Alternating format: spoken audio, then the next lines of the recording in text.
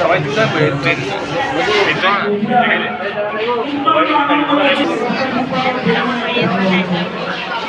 এই জন্য ঘোষণা দিতে আপনি ভগবান আসছেন,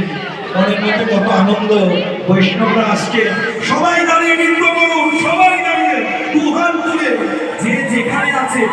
কে কার দিকে দেখো তার কোনো পরোয়া করবেন না, যে যেখানে দেখো অনেক আনন্দে প্রভুকে আহ্বান করে, প্রভু স্বাগতম, প্রভু স্বাগতম, সবার আনন্দ মন বৈষ্ণবের